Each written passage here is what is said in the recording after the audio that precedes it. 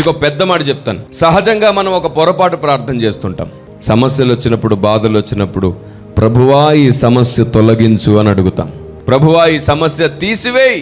మీకు తెలుసా, సమస్యను తొలగించు, తీసివేయమనే ప్రార్థన చేయకూడదు. చాలా తప్పు ప్రార్థన అది, చాలా పెద్ద పొరపాటు ప్రార్థన. పరలోక ప్రార్థనలో కీడు నుండి తప్పించనుంది అంటే మరణాపాయ స్థితి నుండి, ఓకే, విపత్తు నుండి, దుష్టుని నుండి తప్పించమని. శ్రమ నుండి కాదు, శోధన నుండి కాదు. ఎందుకంటే శోధన సహించువాడు ధన్యుడని ఒక చోట చెప్పబడింది కదా. దేవుని ప్రజా జాగ్రత్తగా విను. శ్రమలను వచ్చినప్పుడు తొలగించు ప్రభువా అని అడిగావు అంటే నువ్వు లేఖనాన్ని నమ్మినట్లు కాదు, లేఖనం నీ బ్రతుకులో నెరవేరదు. మనకు తెలియకుండానే మనం ఎప్పుడు సమస్య వస్తే తీసివేయమని అడుగుతాం. మీరు చెప్పండి, విరిగి నలిగిన హృదయము గల వారికి యెహోవా గట్టిగా ఆసన్నుడు. విరిగి నలిగిన హృదయము ఆయనకిష్టమైన బలి.